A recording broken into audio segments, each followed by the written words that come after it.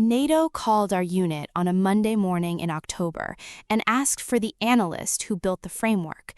Not Major Collins, not the man who had been presenting my work at international conferences for 2 years, who had published it under his name in 2 defense journals, who had accepted a joint Allied Forces commendation for its adoption across 12 member nations at a ceremony in Brussels that I had watched on a recorded video clip sent to me by a colleague who thought I should see it. Not him. They asked for me. Captain Claire Hartley, intelligence analyst, the person who had spent 14 months building a framework that was now being used to coordinate intelligence assessment across 12 countries, and that had, in the 18 months since its international adoption, produced results that people at the highest levels of the alliance were taking seriously. My commanding general called me into his office at 0800 on a Monday morning and told me that NATO's intelligence directorate had submitted a formal request for the analyst responsible for the Hartley assessment framework. I said, "Sir, the framework is published under Major Collins' name." He looked at me for a moment. He said, "NATO's request used your name, Captain, not his. They specified you by name." I said, "I see." He said, "Do you want to tell me how NATO knows your name in connection with this framework?" I said, "Yes, sir, I do." I need to tell you about the framework before I tell you about NATO, because what was built matters for understanding what followed. The Hartley Assessment Framework, which was not called the Hartley Assessment Framework when it left our unit, which had a different name on it when it was published, and which I am calling by this name here because it is what the people using it had begun to call it among themselves, which is how NATO came to associate it with my name, was the product of 14 months of analytical work that I had begun because I identified a gap. The gap was specific. Allied intelligence services were producing high-quality individual assessments that were not integrating effectively at the coalition level, not because the assessments were poor, they were often excellent, but because the methodological frameworks underlying them were different enough across national services that synthesis was slow, inconsistent, and dependent on relationships between individual analysts rather than on structural compatibility. I had identified this gap in the first months of my posting to a joint Allied task force. I had spent 3 months documenting it, 2 months researching existing approaches, and 9 months building a framework that was designed to create structural compatibility without requiring any national service to abandon its existing methodology. It was elegant work. I say this not with pride, but with the specific, accurate assessment of someone who knew the problem well enough to know when the solution addressed it correctly. The framework worked because it was built from the inside of the gap, by someone who understood both the problem and the operational constraints within which any solution had to function. Major Collins was my direct superior. He had been in his role for 8 months when I began the framework development. He was a capable administrator, good at managing the institutional relationships that a joint posting requires, effective at representing the unit in the meetings that shape perception at the command level. He was not an analyst in the way that I am an analyst. He was not someone who sat with complex problems until they yielded. He understood what I had built when I presented it to him at month 14.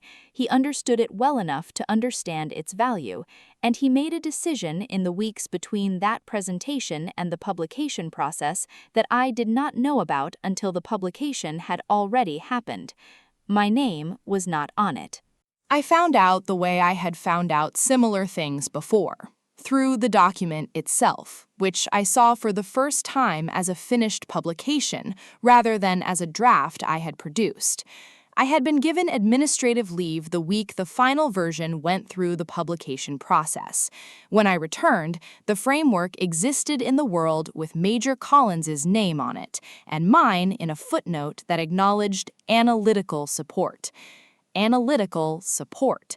I had built the entire framework, every element of it, every methodological decision, every structural choice, every piece of the research that underpinned it. Analytical support. I went to Major Collins. I want to be honest about what I said and how I said it, because the manner of it mattered. I did not go in anger. I went in the specific, controlled way that I handle things that require control. Calm, direct, with the evidence in front of me.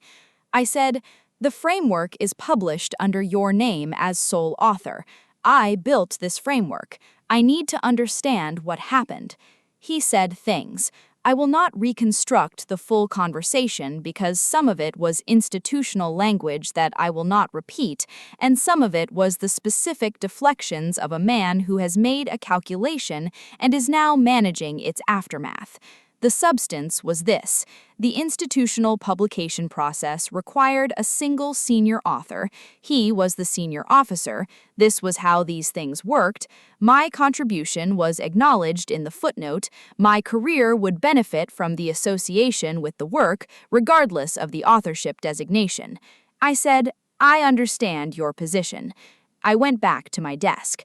I opened a new document. I began writing everything I remembered about the development process: dates, decisions, the research sources, the methodological choices, and the reasoning behind them. I added the drafts I had saved, the emails from the development period, the notes from the 14 months of work. I was not building a case, or not only building a case. I was doing what I always do when something important has happened. I was making a record, because records are what hold when everything else is negotiable. The framework was presented internationally at the first time at a defense intelligence conference in London, 6 months after publication. Major Collins presented it. I was not invited to attend. I received a summary from a colleague who was there. She said the presentation had gone well and that the questions had been handled competently. I thought about the questions, about whether they had been the questions that went to the inside of the framework, the ones that required understanding not just what the framework was, but why each decision had been made and what problem it was solving, whether those questions had been answered from the inside. 3 months later, the framework was adopted by its first international partner, then 2 more. Over the following year, 11 more nations integrated it into their assessment protocols. Major Collins traveled to 3 adoption ceremonies. He sent our unit's group email a photograph from each one. I was on the distribution list. With each adoption, the people using the framework asked questions, implementation questions, the same kind I had received after the military training program. The questions that only the person who built something can fully answer.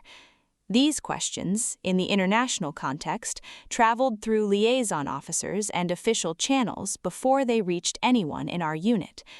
Some of them reached me directly, not through official channels, through the informal network of analysts who know each other across national services and who, when they need the real answer, find the person who actually has it. And those analysts had found me. They had been finding me for 18 months, one question at a time, the way that people find the source of something when the official channel does not fully satisfy. And at some point in those 18 months, enough of them had said enough things to the right people at NATO's intelligence directorate that the directorate had a name, my name, and they had put it in a formal request.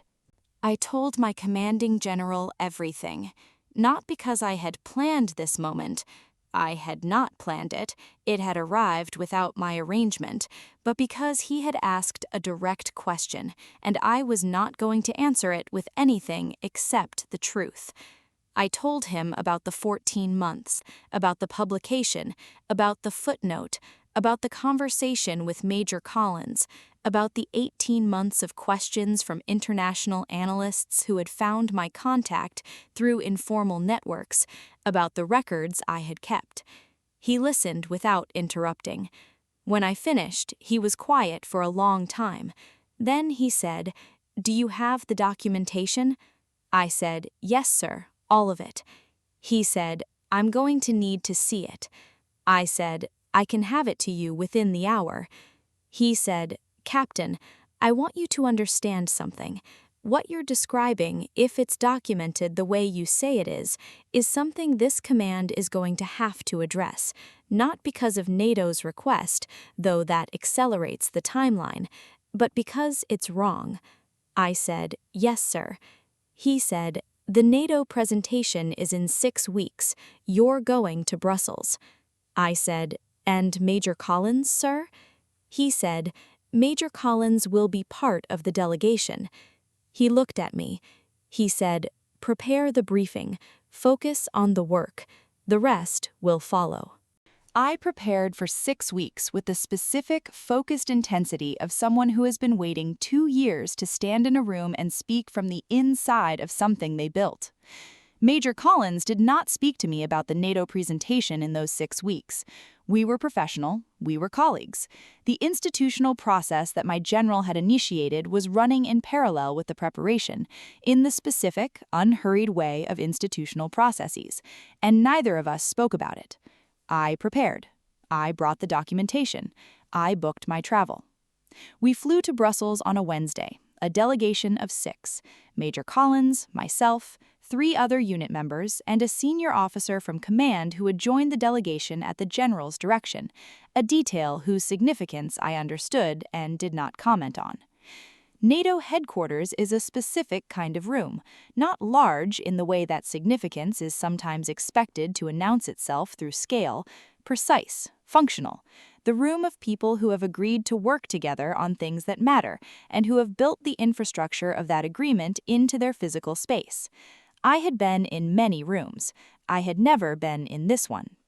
The delegation from 12 nations was already seated when we entered, representatives from intelligence services across the alliance, at levels that I will not specify because the specifics are not mine to disclose. The people who had adopted the framework, the people whose services were using it daily in operational settings. I set up at the briefing position. Major Collins sat in the delegation seats, 3rd row, right side. I did not look at him when I took my position. I looked at the room. The NATO intelligence director introduced me. She used my name and my rank.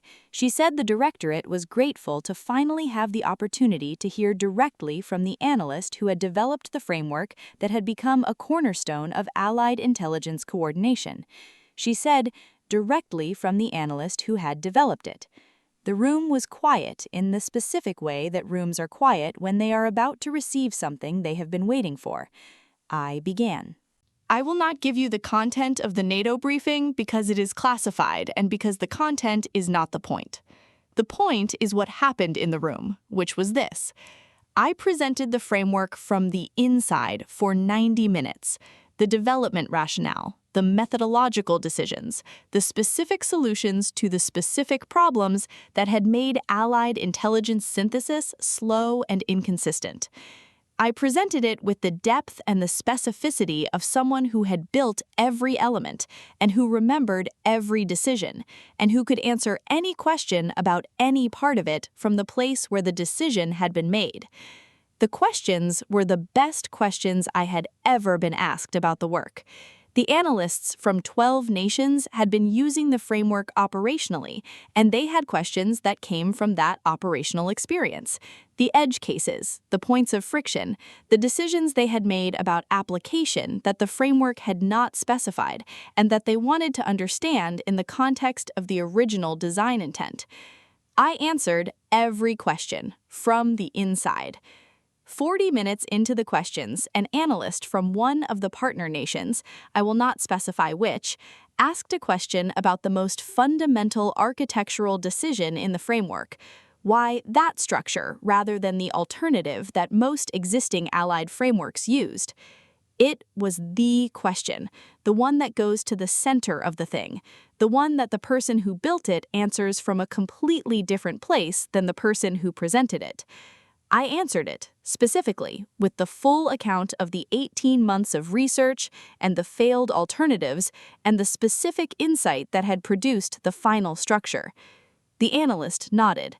She said, "We have been wondering about that decision for 18 months. That is the answer we needed." I said, "I should have been in the room 18 months ago." She looked at me. She said, Yes, you should have. The senior officer from command who had joined our delegation requested a meeting with the NATO intelligence director after the briefing. I was not in that meeting. I did not need to be in that meeting. Major Collins flew home with the delegation. I stayed 2 extra days at NATO's request. There were follow-on conversations with analysts from 3 nations who wanted to discuss specific implementation questions. Technical conversations, the conversations that the framework's developer was the appropriate person to have. I had them. On the second evening, I walked along the canal near the headquarters in the November dark, and I thought about 14 months of building something, and a footnote that said Analytical Support, and 2 years of watching the work travel the world under someone else's name. And I thought about the analyst who had said, "We have been wondering about that decision for 18 months.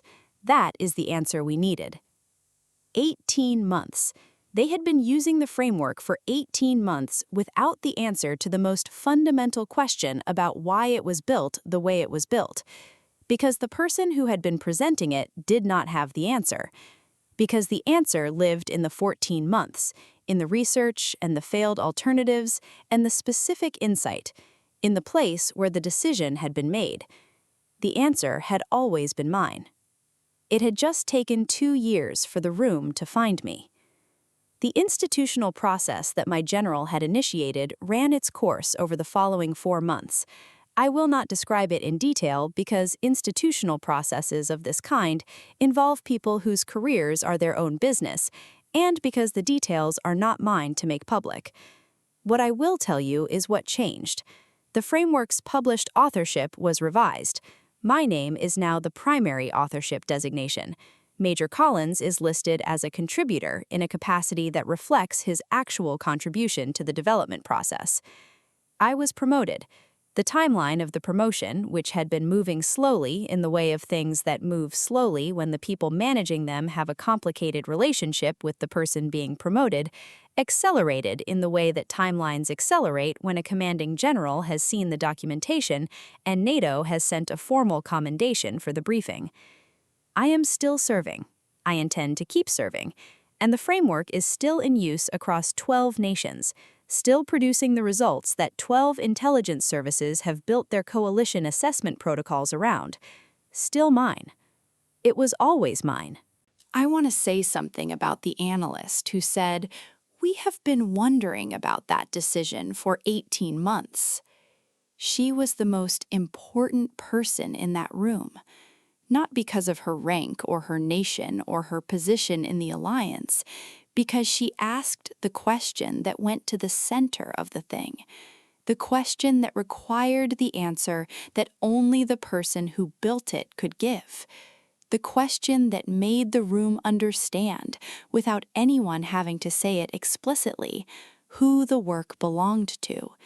She asked that question because she had been using the framework operationally for 18 months, and she needed to understand it at a depth that the presentations she had attended had not provided, because she was a serious analyst who required serious answers, because she knew the difference between the person who had built the thing and the person who had been presenting it, and she asked the question that would reveal that difference.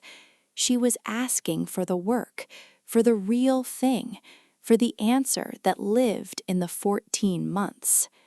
And she got it. Every room has someone like her.